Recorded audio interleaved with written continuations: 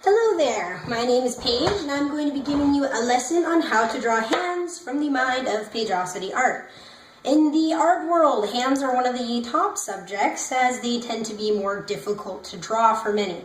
The reason why I think this is because unlike still pieces of the body where a leg is really only going to have, a couple motions, or ears are going to be the same or the shape of a nose, hands are constantly moving and ever changing.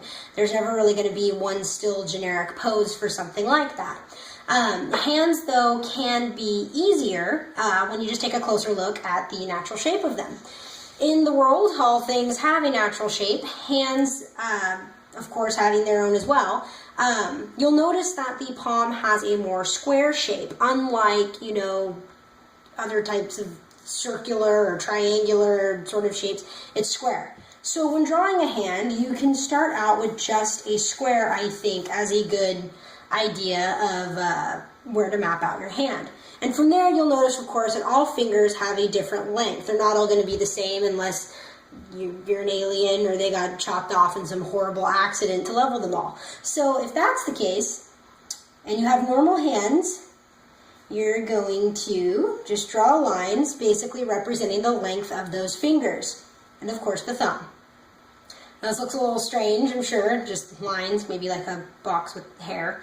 But once you just add roundness, it instantly starts to take the shape of a hand. So use those lines that annotate the lengths of the fingertips and just kind of trace over them. And already you have what looks more like a hand. Now the thumb's a little skinny here and stuff, we're just trying to show basic shape, but this is really easy to beef up and look like a real palm here by adding some lines and things. But so long as you don't only have one arm, you're going to be able to look at the hand in front of you, and if not, just borrow someone else's. And you'll notice that when the hand is curved, you'll have lines. Like these parts here are going to be a little puffier. You have like some puffier parts of the hand are better shape. You can use those to guide the shape of the thumb and the rest of the palm. Of course, if we draw a wrist here too, because we generally all have wrists, you'll use this to make a base into your hand to create a crease. This adds a more sense of realism here. And then the line at the top of the hand, because we generally all have that, right? The little crease here. You want to add depth to your work. And let's see here, add a couple more lines, make this a little bit thinner.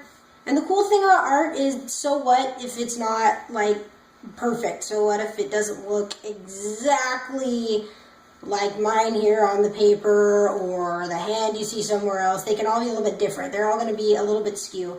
Human hands are skew. They're not all the exact same shape.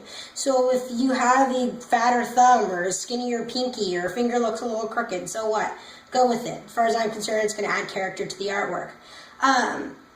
Basically, you have the most simple form of a hand. I think with this basic shape, the square and your lines, you're going to be able to make hands in virtually any position.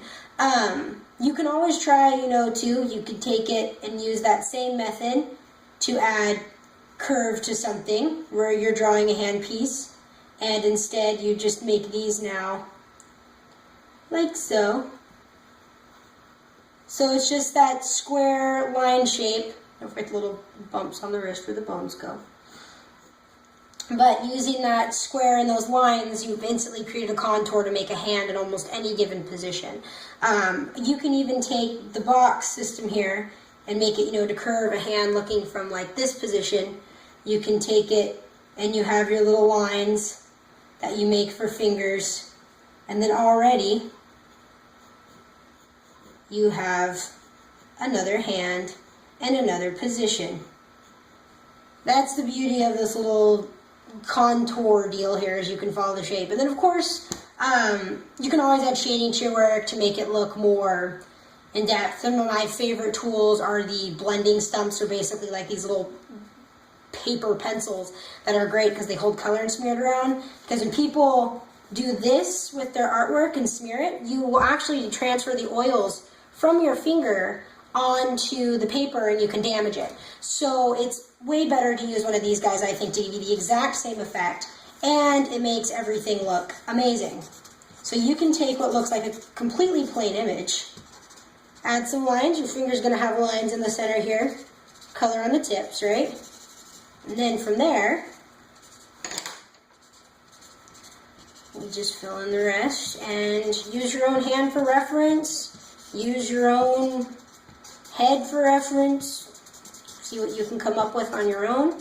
It never hurts, especially if you're into the art world, to look up different pictures and different things to constantly reference as well. I'm not particularly a fan of this. I think it's a lot more fun to just think from your head what you're going to draw or produce, because it's your raw perception. It's not someone else's photograph or someone else's drawing that you're working from.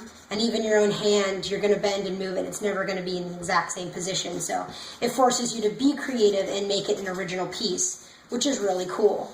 As you can see, just taking a simple blending stump and adding some color, it already looks like a fairly decent real hand. Hi guys, Paige here. Thanks for watching my first video. The last part unfortunately got cut off a little bit because Tiger here decided that he wanted my attention more than my sketchbook. So hopefully you guys enjoyed it, and we'll watch the next one. Thanks so much for your support, and good luck on your drawing.